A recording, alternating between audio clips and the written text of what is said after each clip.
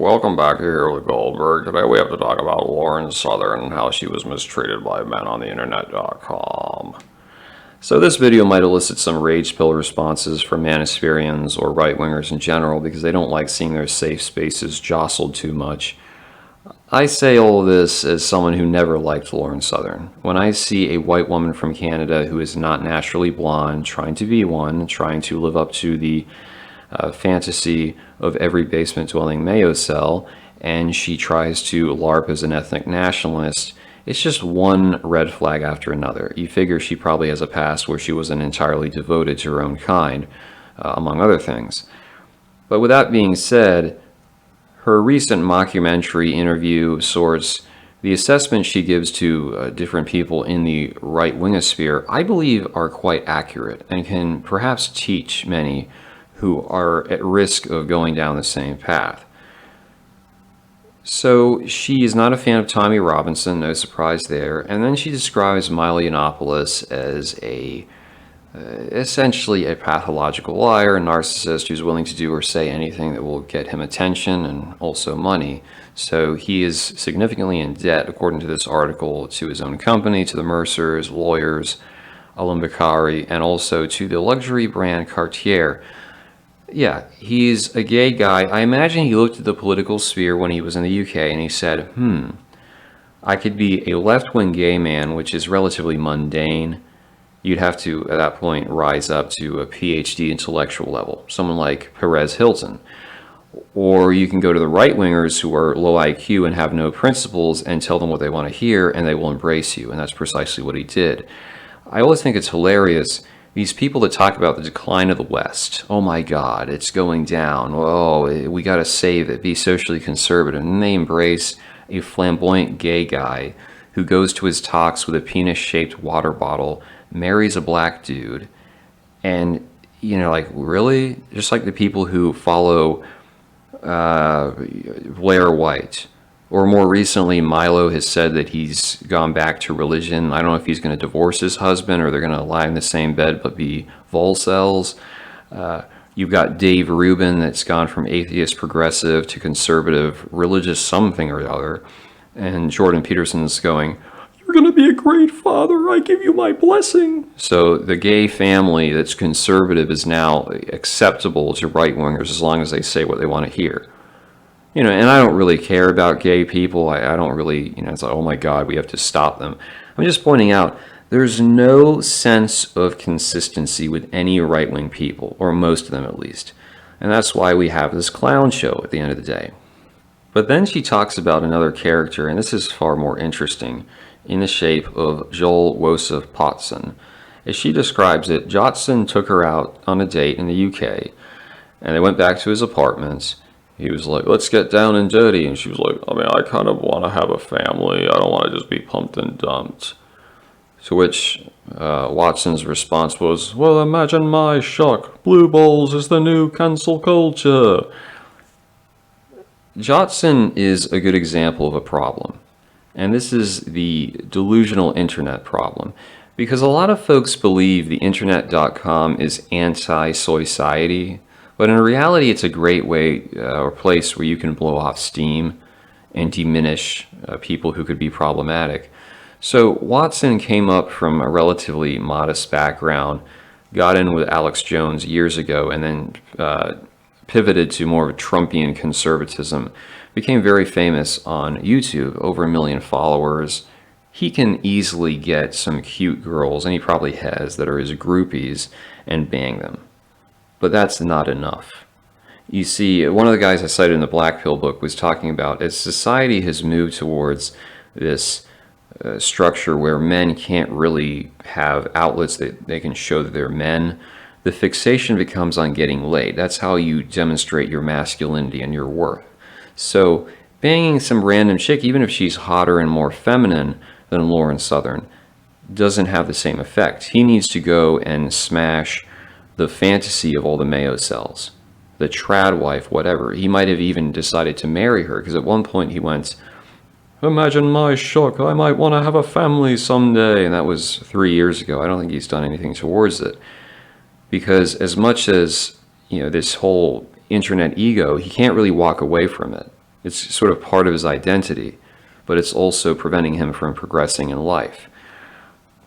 But he can't get Lauren Southern, so according to her, he divulges into these cocaine-fueled rants and trying to send her messages, call her for years after that. You say, why? Well, because he knows it's a confirmation of the fact that he has no power. Yeah, he has all this influence, so-called, but he has no real ability to project power.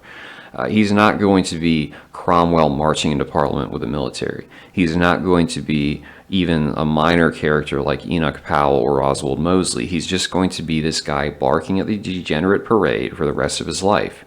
And that's why he's so frustrated. And that's why when he's not able to present power in the form of being able to tap Lauren Southern's ass, he's like, this is asostrophic, it destroys his identity. So this is a very significant problem because people don't realize how much society, le cordon de libéralisme, is essentially giving them an illusion of power, but nothing more.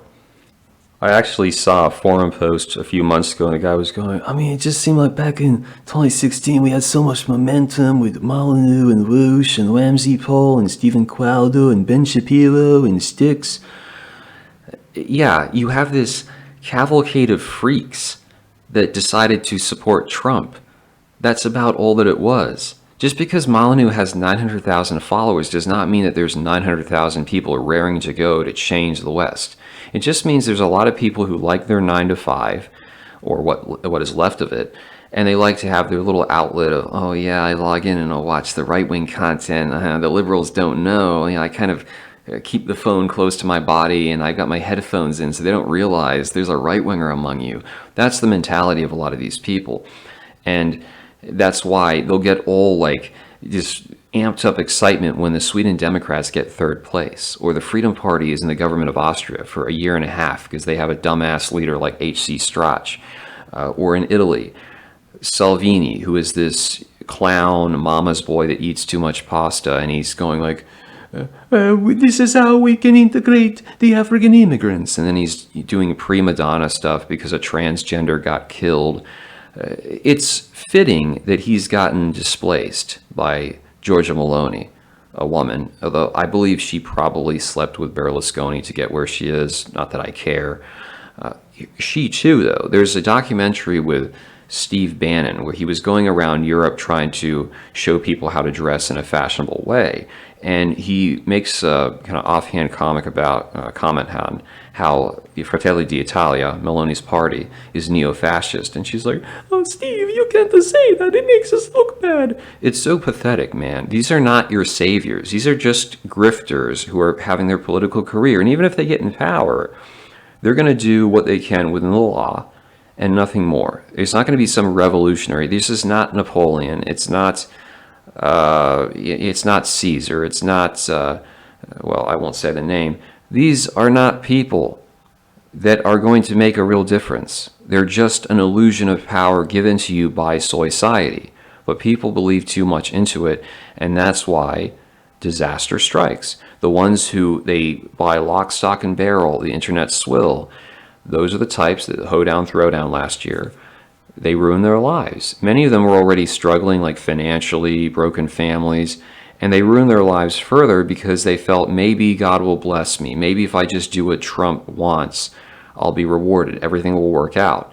And it's this illusion that, yeah, spontaneously, if everyone gets together, there's a positive outlook. But of course, according to Jonathan Karl, Trump could have been successful if the people underneath him had been doing what he wanted, but they were undermining him. So it just shows you it's not enough to simply have a bunch of folks that believe in this. You have to have lawyers, you have to have military personnel that are on your side to achieve something dramatic. What are you going to do? March in there and stop the count? And that's going to do what? Stop the country? Like change history? Not probably, because they're just going to move somewhere else and declare it to be the outcome. So the point being, you have to be careful how much you're believing what you're seeing on the internet. It's all curated. You watch this video, it suggests a similar video, or a Twitter feed the same way. It's all designed to get you to continuously build up one point of view and to isolate you from alternatives. which is why we have so many people that you can try to reason with them and they're incapable of doing so, right wing or left wing. And it reminds me of this Dino Buzzati book, The Tartar Steppe, because this guy, he's posted at a fort for years and he's waiting for the grand event, which is the Tartars to arrive.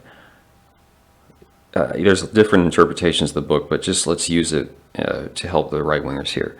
So they spend all that, they are just hoping on this outcome, and they kind of ignore everything else around them. So that's why you notice how a lot of right wingers, especially if they don't have power, they'll talk about how they're welcoming the apocalypse. Left wingers will discuss like an environmental apocalypse to be prevented. But the right wing is like, yeah, let's have the apocalypse, the helter-skelter, it's going to fix everything. Or when the financial collapse happens, we can take women's rights away. This is the whole thing, because they know they have no power. And so it's this fantasy projection, much like what happened last year, fantasy projection, that you're going to be able to move history just in this random, disorganized fashion. Of course, most of these people, if there is an actual collapse, they're going to get massacred quickly because they're not good at working in a team. They tend to be a little bit on the autistic side, and they're not able to separate what they see on the internet from reality, which are not always the same things, or at least not to the degree you believe. So my advice, if you're a young man, okay, my advice would be, yes, it's okay to look into the manosphere because you want to know the true nature of women. It's okay to have some political viewpoints, but don't get so enmeshed that you start essentially postponing a lot of your existence on the basis of this moment that's going to happen. There are so many people that are orienting their entire life around what they're told by content creators on the internet will occur. And whether it does or not, they're missing opportunities to just live normally. I would imagine that Paul Joseph Watson, if he had just done the 9-to-5 thing and gotten married and picked a halfway decent woman, which is hard in the UK, but I feel that he might actually be happier. Whereas now he's stuck in this rut where he has no real power. He has a lot of, clouds, but he has no real power. And so he has to try to desperately prove that, but he's getting older and it's becoming less and less possible. So next week, I'll actually be doing another video talking about a couple figures in the manosphere who did this with their life because they believe too strongly in this narrative. And now they're trying to play catch up, but it's a lot more difficult as you age. So that's just my piece of advice. Be able to separate content creation on the internet from real life. They're not always the same thing. And you need to decide what you want and not attach yourself too strongly to a narrative which may not actually play out in the way that these people say it's going to.